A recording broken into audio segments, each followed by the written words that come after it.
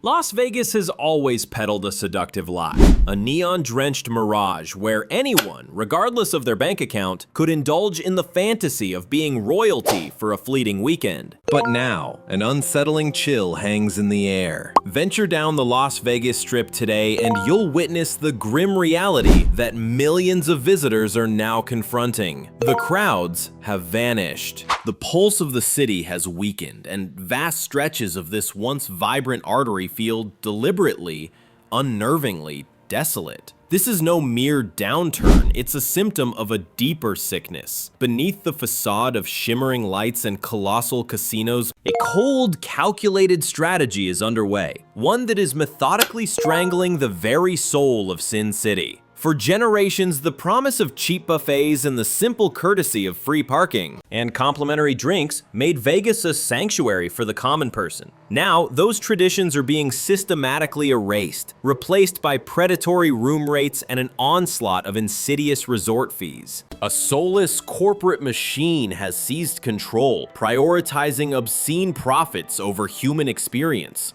The statistics paint a grim, undeniable picture. Visitor numbers are plummeting, and ambitious projects lie abandoned like skeletons in the desert. The locals speak in hushed, fearful tones, warning that the Strip is becoming a hollow imitation of its former glory. This forces us to ask the forbidden question: why is Vegas being intentionally hollowed out? And more critically, what is the damning evidence proving that the Strip is being bled dry right before our very eyes? In this investigation, we will tear down the glittering facade, exposing the dark history, the hostile corporate takeover, and the devastating evidence. We will reveal the catastrophic impact on the very people who breathed life into this city's myth. Do not look away, because you are about to understand that Las Vegas isn't dying by chance. It is being executed by design. To truly comprehend the chilling emptiness of Las Vegas today, you must first remember the vibrant, living entity it once was. For decades, Vegas was not a sterile showcase for luxury brands or $20 cocktails. It was a promise of absolute escape. Travel back to the 1980s and 1990s and you'd find a Strip thrumming with an energy that felt almost supernatural. Families embarked on pilgrimages in station wagons. Newlyweds flocked here on bargain flights, and even the most stoic business travelers manufactured excuses to linger in its glow. From the moment your plane touched down, Vegas made a solemn vow. Here, you could shed your mundane reality and be reborn into a world of pure spectacle. The casinos waged a glorious war for your loyalty, not just with cards and dice, but with astonishing generosity. Hotels would practically give away rooms for as little as $29 a night, often sweetening the deal with free meals or show tickets simply to lure you inside. The buffets were the stuff of legend. Mountains of prime rib, oceans of shrimp cocktail, and decadent desserts, all for less than $10. To walk into a resort was to be welcomed with free-flowing drinks, genuine smiles, and the profound feeling that even with just $50 to your name, you were a valued guest. You had a place at the table. Parking was a given. Shuttles were everywhere, and the Strip felt like it was owned by the people. The true magic was never in the lights. It was in its radical, unapologetic accessibility. Tourists journeyed from forgotten small towns across America, from Europe, and from the far corners of Asia, all drawn by the singular promise that in Vegas, the ordinary could taste the extraordinary. A factory worker from Ohio could find himself at a blackjack table, shoulder to shoulder with a millionaire. A broke college student could feast at a buffet and feel like a king. People never came here seeking exclusivity. They came because Vegas made glorious excess democratic. This radical openness forged the city's very identity. The legendary motto, "What happens in Vegas stays in Vegas," was far more than a clever marketing slogan. It was a testament to the intoxicating freedom that washed over you upon arrival.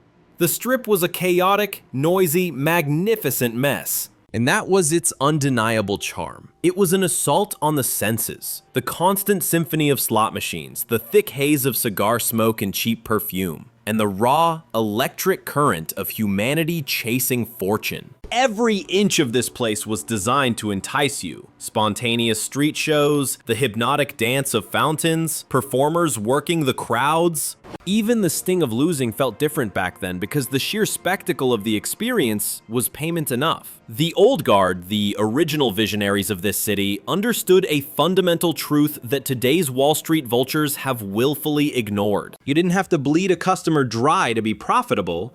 You simply had to make them feel important. Make them feel like a part of the grand chaotic show. The money came because people stayed, they spent freely, and they returned home as evangelists, spreading the gospel of the time they lived like gods in the desert. That era was far from perfect, of course. The city was always a machine fueled by loss and ambition, but a delicate balance existed. The insatiable maw of corporate greed had not yet devoured its soul. Picture Las Vegas in 1995. The Mirage's volcano roared to life, drawing massive, awestruck crowds. The Bellagio's fountains were a breathtaking new wonder, and signs boasting of cheap food were a badge of honor on every corner. The sidewalks were so packed you could barely move, and the idea that the Strip could ever fall silent seemed not just improbable, but impossible. For millions, those years were the authentic Las Vegas. A spectacle of flash and excess, but one with its arms wide open. But that golden age, we now know, was dangerously fragile. The very soul of Vegas, its legendary generosity, was about to be branded a fatal flaw by the corporate vultures circling overhead. And as we are about to witness, when Wall Street sank its teeth in, the vibrant dream of a people's playground was systematically dismantled, replaced by a cold, calculating machine. This is the blueprint for the ghost town the Strip is intentionally becoming today. The death knell for the old Las Vegas tolled the moment the city's fate was ripped from the hands of flamboyant casino pioneers and handed over to the soulless suits in Wall Street boardrooms. In the early 2000s, a hostile takeover began. Investment behemoths and hospitality conglomerates stormed the Strip, and with their arrival, the Vegas we knew started to die. What was once a magnetic wonderland, drawing in the common man, was horrifically transformed into a predatory engineered machine, meticulously designed to bleed every last cent from every single visitor. For decades, the unspoken pact was simple: keep the people happy, keep them inside, and the house's edge on the games of chance would cover the rest. That was the magic behind the cheap buffets, the free parking, the endless flow of drinks. But in the cold, dead eyes of a corporate accountant, this beautiful, chaotic ecosystem looked like nothing but waste. Wall Street saw every single free perk as a dollar foolishly left on the table, and when their spreadsheets screamed red, the verdict was delivered with swift and brutal finality. The party was over. Vegas was no longer in the business of fun. It was now in the business of pure, unadulterated revenue.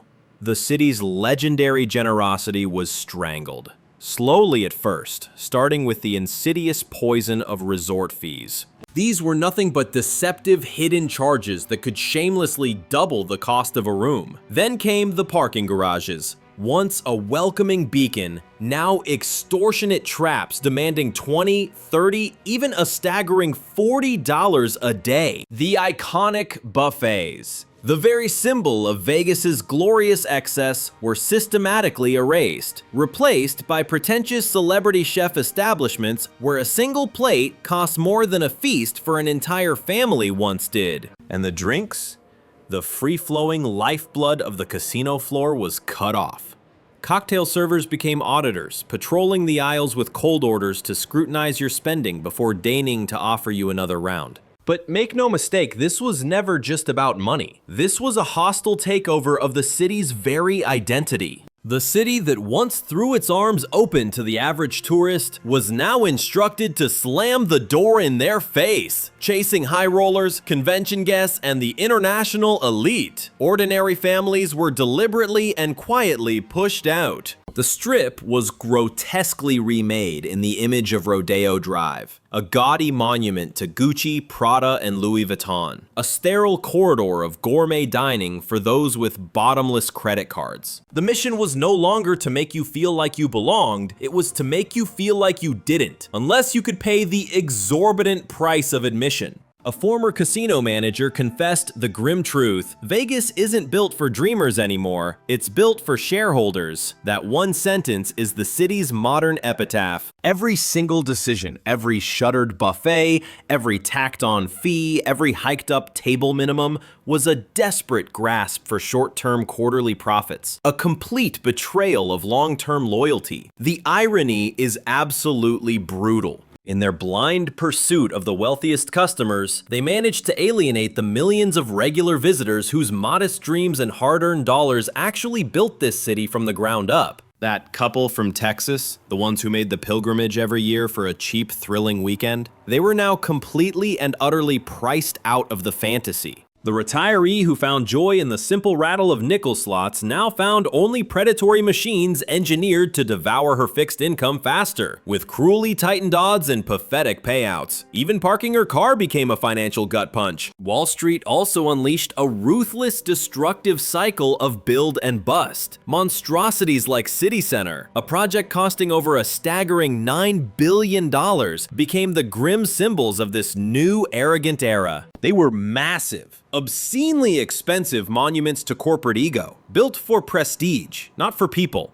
The new investors gambled with entire city blocks the same way a tourist once gambled with a $20 chip. A few bets paid off, but countless others imploded, collapsing under mountains of debt, leaving the Strip a graveyard haunted by the skeletal remains of unfinished towers, monuments to broken promises and epic greed. And while the titans of finance played their destructive games, the real people of Vegas, the dealers, the bartenders, the performers, were being squeezed to death. Their wages flatlined while the cost of living exploded. The very locals who built this tourist paradise now couldn't even afford to live in it, all while the corporations they served posted obscene, record-breaking profits. This wasn't just an economic shift, it was a cultural assassination. The vibrant community that was Las Vegas was being cast aside for the sake of faceless, indifferent investors thousands of miles away. By the late 2010s, the devastating results were impossible to ignore. The Strip was shinier, yes, but it was hollow. The sidewalks, once overflowing with a river of humanity, were now eerily sparse. You saw outrageously priced restaurants sitting half empty,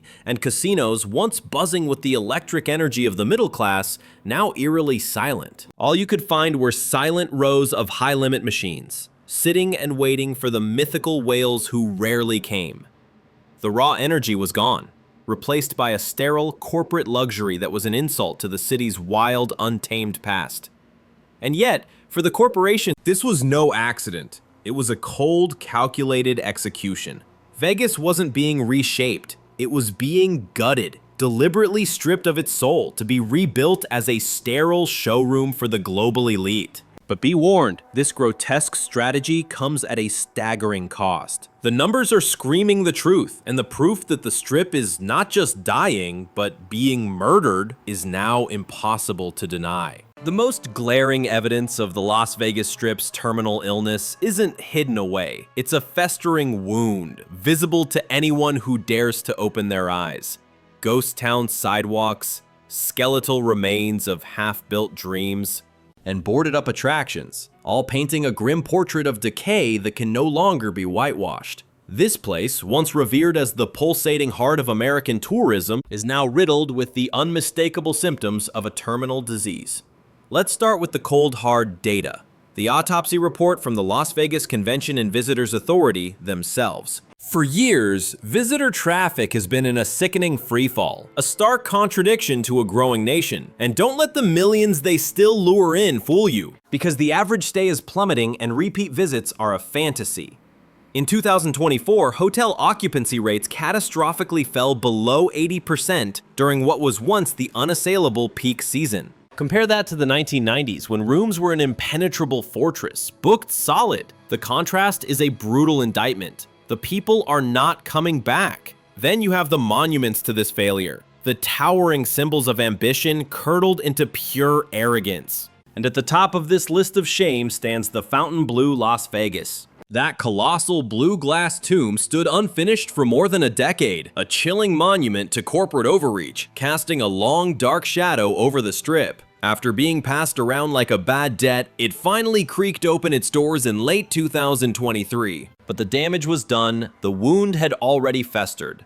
For years, every tourist passing its hollow frame was served a stark, daily reminder that the unstoppable momentum of Vegas had finally, brutally, been broken. And the Fontainebleau is not an isolated disaster. The entire strip is a graveyard of ambition, littered with mega projects delayed, gutted, or abandoned entirely, leaving gaping wounds where vibrant energy once flowed. Even the casinos still clinging to life are showing deep, ugly cracks in their polished facades.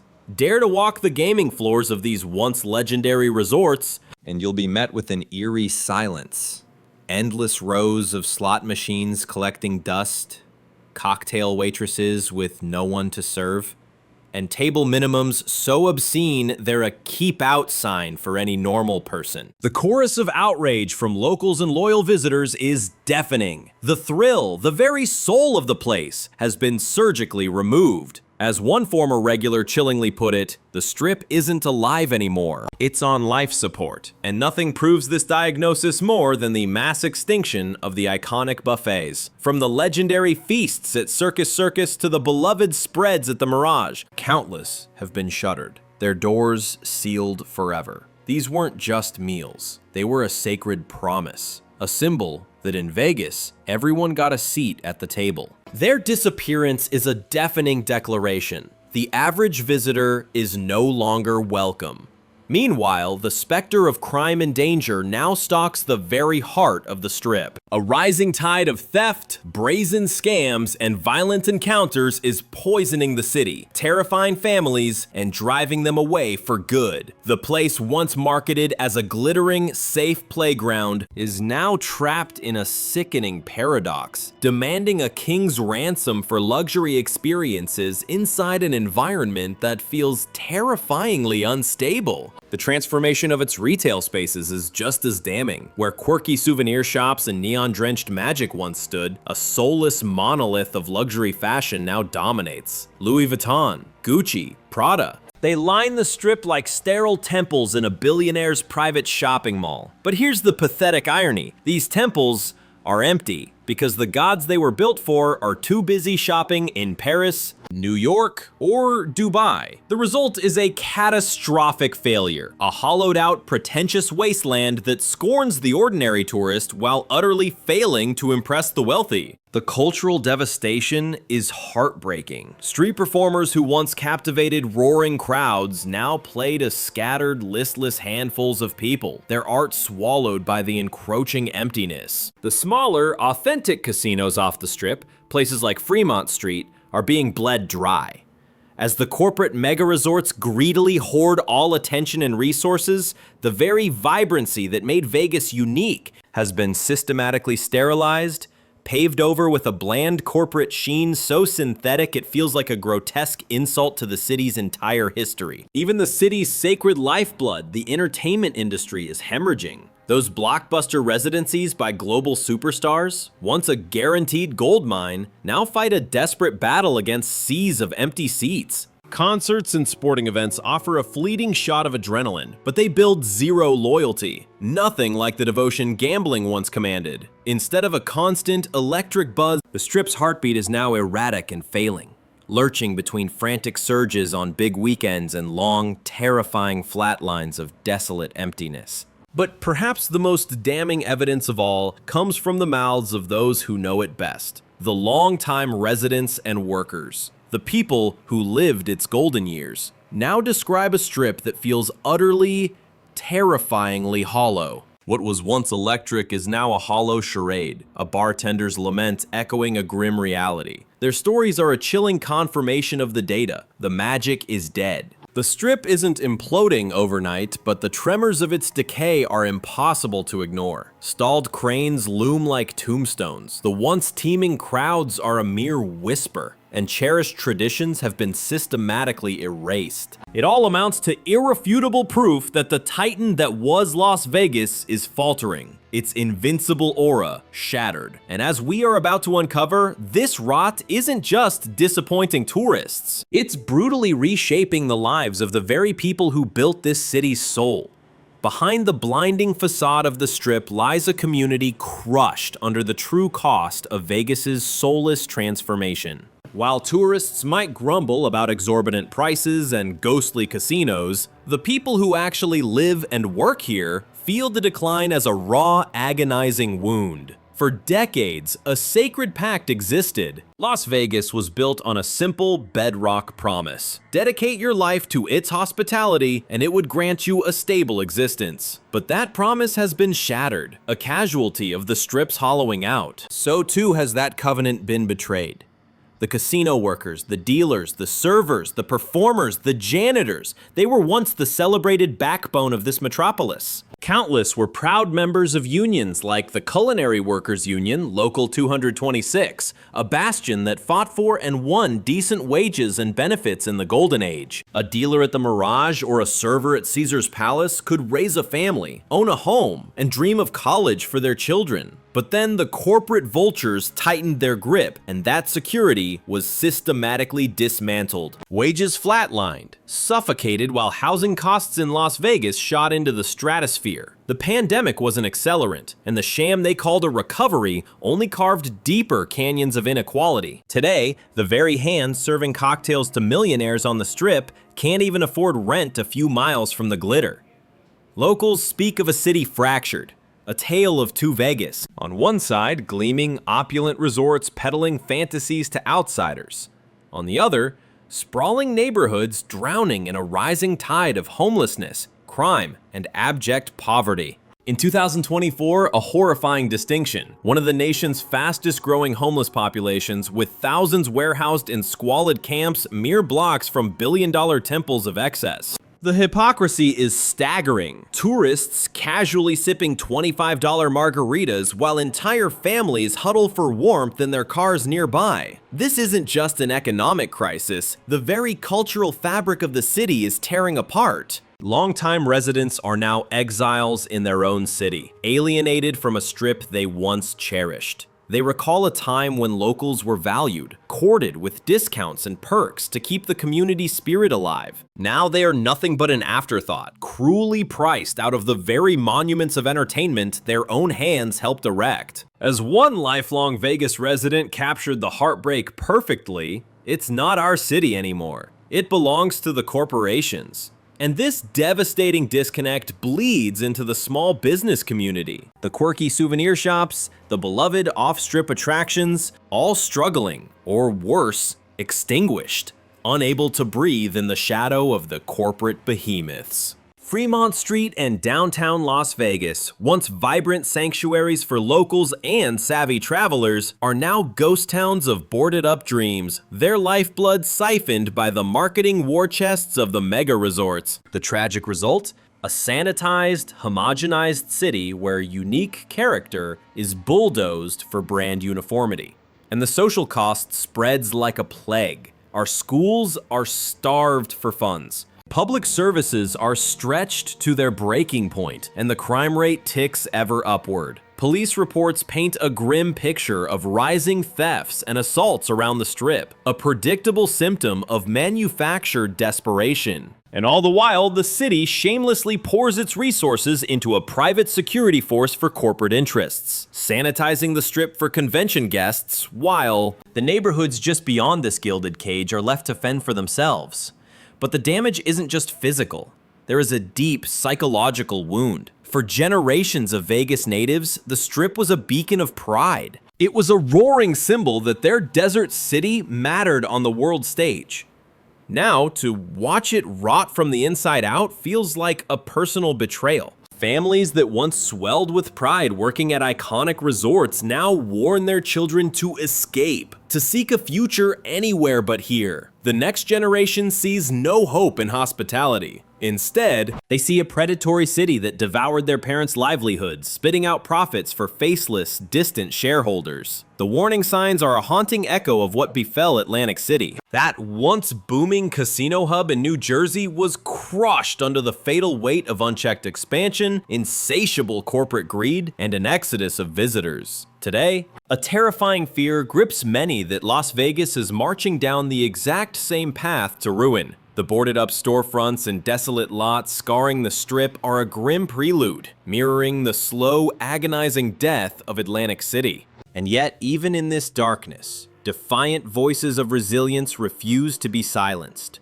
Pockets of locals are fighting back, desperately trying to preserve community spaces and champion small businesses. They fight to diversify the economy beyond the whims of gambling, but even they admit it is a brutal, uphill battle. When corporate profits dictate city policy, the people always lose. The people who live here are left feeling utterly helpless. A former cocktail waitress chillingly captured the sentiment. Vegas might survive, but the soul of the city we knew is gone. This is the brutal, unspoken truth behind the ghost town it's becoming. And make no mistake, it's not just the tourists being priced out and pushed away. It's the very heart of Las Vegas, the workers, the residents, the ones who built this mirage in the desert, the dreamers who gave it life. They're all being systematically discarded. The terrifying question that looms over everything is whether this city can claw its way back from the brink, or if the Strip's death spiral is already unstoppable. On everyone's mind is one desperate, burning question. What is the endgame for Las Vegas? Can the Strip possibly reinvent itself, or has the decay set in too deep to reverse? The truth is a battlefield of conflicting narratives. On one side, you have the city's leaders and corporate overlords spewing propaganda, insisting this is just evolution. But on the other, you have a mountain of damning evidence pointing to a city in a full-blown identity crisis, desperately flailing in the 21st century. Their first desperate gambit, a frantic push to diversify away from its gambling core. The nationwide legalization of sports betting in 2018 didn't just change the game, it shattered it. In an instant, the ironclad monopoly Vegas held on legal betting was obliterated. Now, anyone with a smartphone can place a bet from their own living room. In a desperate scramble for survival, Vegas has been forced to pivot, selling the one thing you supposedly can't get on a screen: an experience. The arrival of professional sports teams, the Vegas Golden Knights in 2017, the Raiders in 2020, signaled this frantic new strategy. And for a moment, the roar of packed stadiums injected a fleeting pulse back into the city.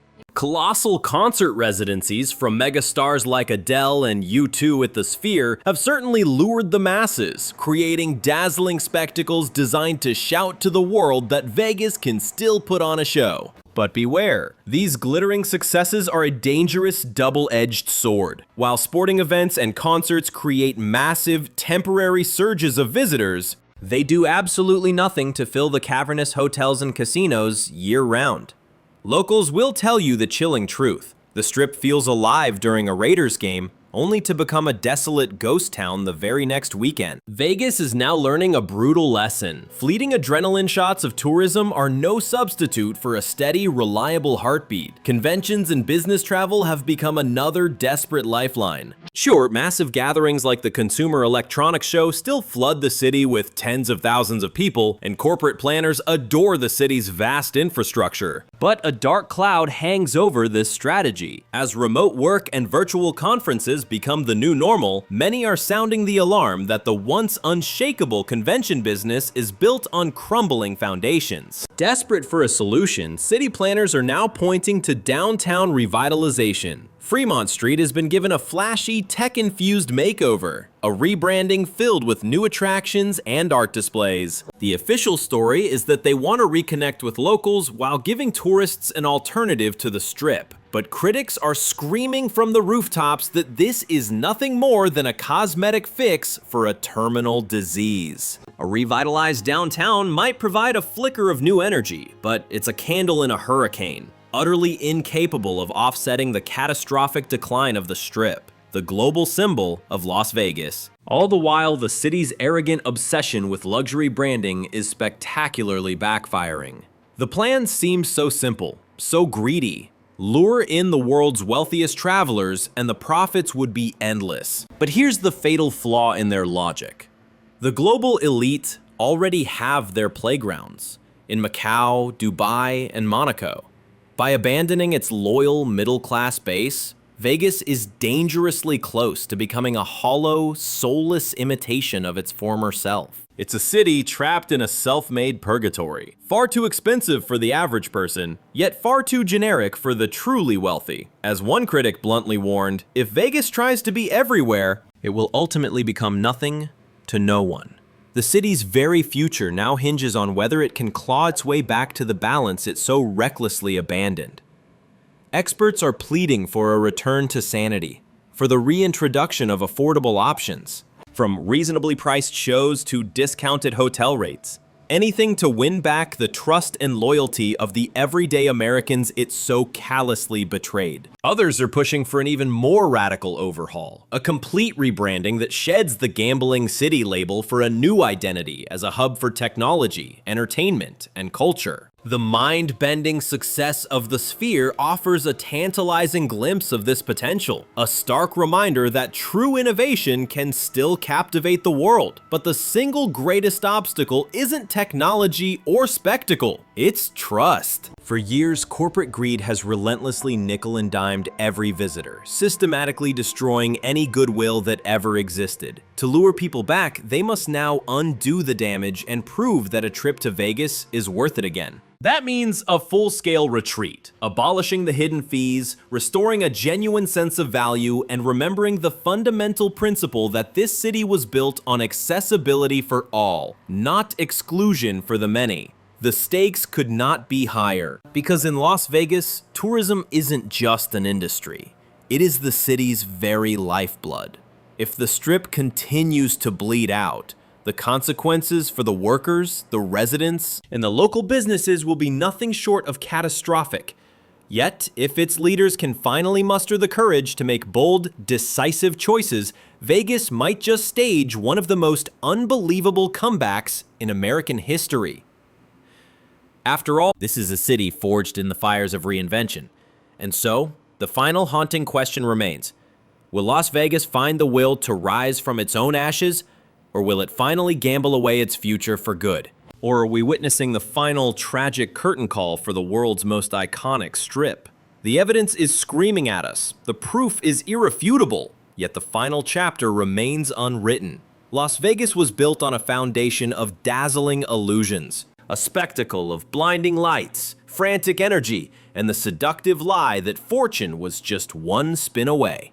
But beneath that gaudy neon veneer, a chilling reality is becoming impossible to deny. The Strip's desolate appearance isn't an accident. It's a cold, calculated move by the city's corporate overlords who engineered this emptiness. A destination that once felt like it belonged to everyone has been ruthlessly transformed into an exclusive playground for the ultra-rich. And in this hostile takeover, the very soul that made Vegas legendary is being systematically extinguished. The damning evidence is everywhere. Outrageous fees, boarded-up buffets, dwindling crowds, and the skeletal remains of abandoned projects. All while a local community gasps for air in the shadows of multi-billion-dollar corporate monoliths. Make no mistake, this is not some unfortunate slow decline. This is the direct result of cold, deliberate choices. Corporate strategies that brazenly sacrifice loyalty for the sake of obscene short-term profits.